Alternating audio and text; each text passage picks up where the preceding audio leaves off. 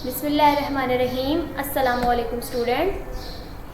आज जो है हम क्लास 10th का जनरल साइंस का लेक्चर है 8 वो पढ़ने जा रहे हैं। चैप्टर 8 का लेक्चर 4 है, जिसमें हमने शॉर्ट क्वेश्चन जो है वो 19 से 24 पढ़ने हैं।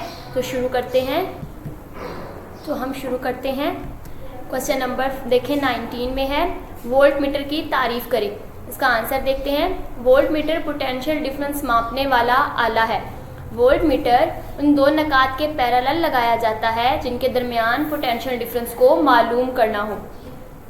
वोल्ट मीटर के ये एक ऐसा डिवाइस है जिसके ज़रिए हम जो है पोटेंशियल डिफरेंस को जो है माप सकते हैं, काउंट कितना पोटेंशियल डिफरेंस है। पोटेंशियल डिफरेंस के बारे में प्रीवियस क्वेश्चन लेक्चर्स में मैं आपको बता चुकी हूँ। पोटेंशियल डिफरेंस क्या होता है? पोटेंशियल डिफरेंस ये होता है कि अब सर्किट के दरमियान जो दो पॉइंट हैं उनके दरमियान में जो करंट की रेशियो है, करंट का जो रेट है, किस फ्लो से इलेक्ट्रॉन चार्ज जो है उसमें से गुजर रहे हैं, हम उसको मैयर करते हैं। इन दो पॉइंट्स के दरमियान जो है ये मैयरमेंट होती है, इसको हम पोटेंशियल डिफरेंस कहते हैं, उन 2 पॉइंट्स के दरमियान। और इसको मापने के लिए हम एक डिवाइस यूज़ करते हैं, एक आला इस्तेमाल करते हैं जिनको हम जो है वोल्ट मीटर कहते हैं।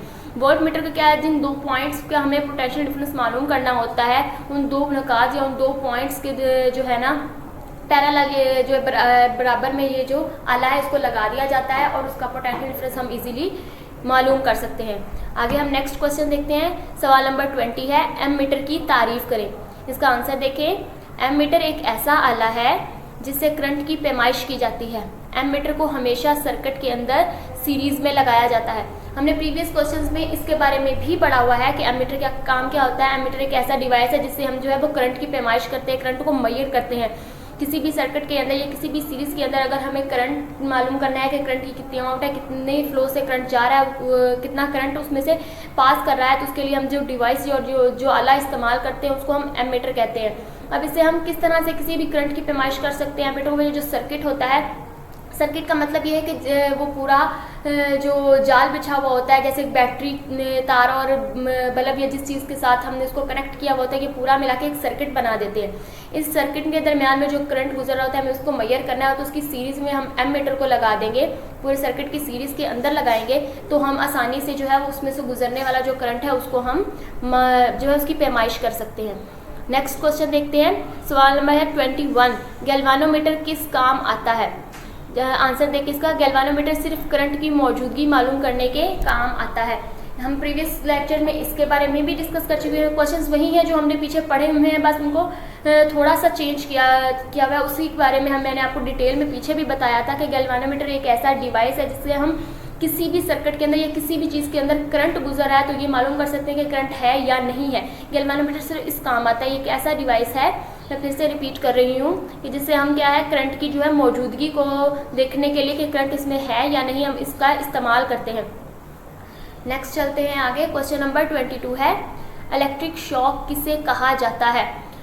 इलेक्ट्रिक शॉक, आंसर देखिए, जब किसी जानदार के जिस्म में से करंट गुजरता है तो इसे इलेक्ट्रिक शॉक कहा जाता है।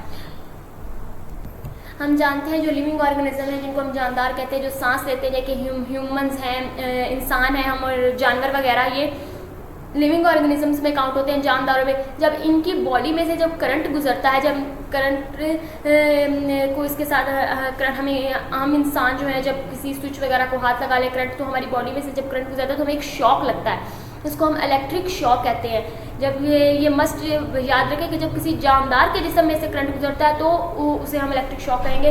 जाहिर है जो जानदार नहीं है, बेजान है, उसमें से तो करंट गुजर ही नहीं सकता, ना ही तो उसके अंदर कोई जान होती है जिसकी वजह से उसे करंट जो है वो इफेक्ट करेगा। तो इसलिए जब किसी जानदार के जिस्म में से करंट गुजरता है तो फिर हम इसको क्या कहते हैं? इलेक्ट्रिक शॉक कहते हैं।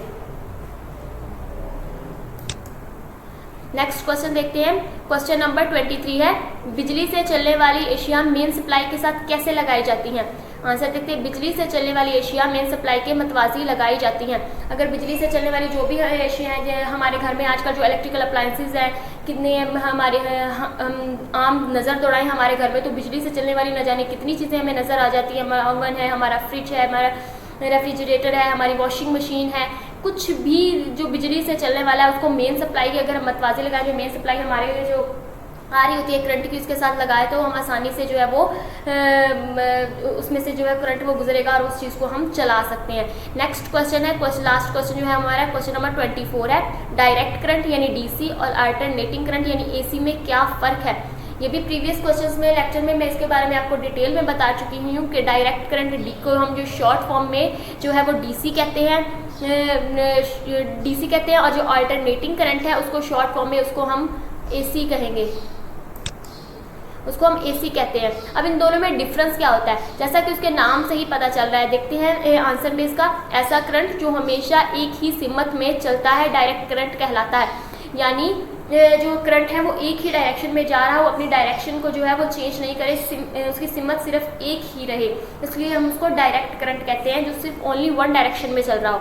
जबकि इसके बरक्स देखिए, इसके उलट ऐसा करंट जो बार बार अपनी सिमत तब्दील करता है उसको अल्टरनेटिंग करंट कहते हैं, यानी कि वो करंट जो अब सर्किट में अपनी जो है डायरेक्शन को चेंज कर ले, ये नहीं कि एक दफ़ा चेंज कर लिए तो रुक गया, बस बार बार अपनी डायरेक्शन को चेंज करता है, कभी लेफ्ट राइट, यानी कि वो जो है वो आगे अपनी पोजीशन को है वो बार बार चेंज करता रहेगा। जबकि डायरेक्ट करंट में ऐसा नहीं होता। तो बस इसकी सिंपल सी डेफिनेशन है जो अपने माइंड में रखनी है कि ऐसा करंट जो बार बार अपनी डायरेक्शन को जो है वो चेंज कर ले उसको हम अल्टरनेटिंग करंट कहेंगे, और वो करंट जो हमेशा सिर्फ एक ही डायरेक्शन में चलता है, अपनी डायरेक्शन को चेंज नहीं करता, अपनी सिमत को नहीं बदलता, हम उसे डायरेक्ट करंट कहते हैं। थैंक यू स्टूडेंट एंड अल्लाह हाफिज़।